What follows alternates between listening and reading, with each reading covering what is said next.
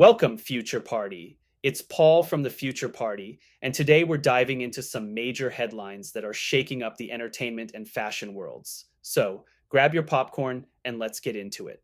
First up, we have some bittersweet news. Last Friday, the legendary architect Frank Gehry passed away at the age of 96. Now, if you're not familiar with Gehry, think of him as the Tony Stark of architecture. He designed iconic structures like the Guggenheim Museum in Bilbao and the Walt Disney Concert Hall in LA. His work was so groundbreaking that he snagged the Pritzker Architecture Prize and even the Presidential Medal of Freedom. Talk about leaving a legacy that's as unique as a snowflake. Now let's shift gears to the big news in Hollywood. Netflix has officially won the bidding war for Warner Brothers Discovery with a jaw-dropping $82.7 billion offer.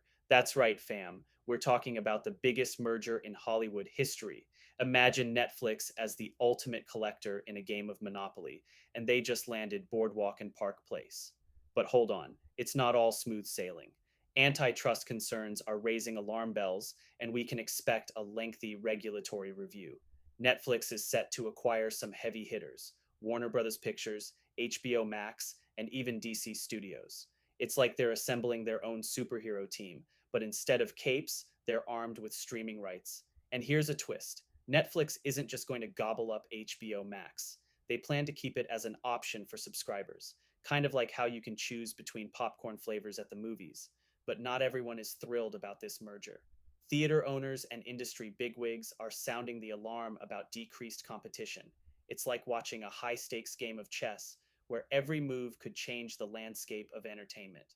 Now, if this deal goes through, Netflix could use Warner Brothers' theatrical distribution to attract top filmmakers who've been hesitant to jump into the streaming pool.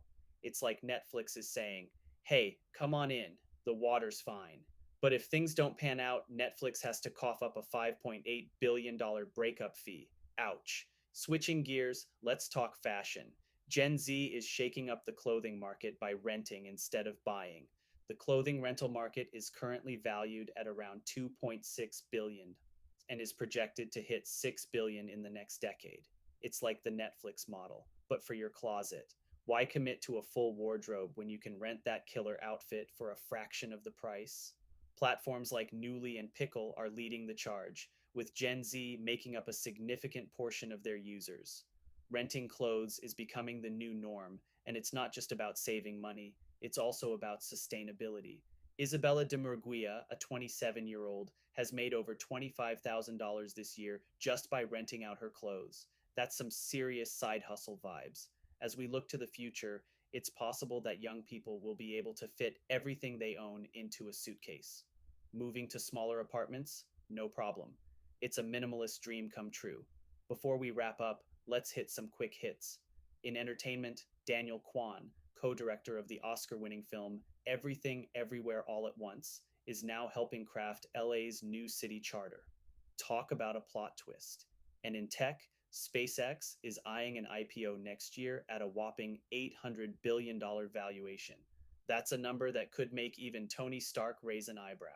So, fam, as we navigate these exciting changes in entertainment and fashion, remember to keep your popcorn ready and your closet fresh. Until next time, this is Paul from the Future Party signing off.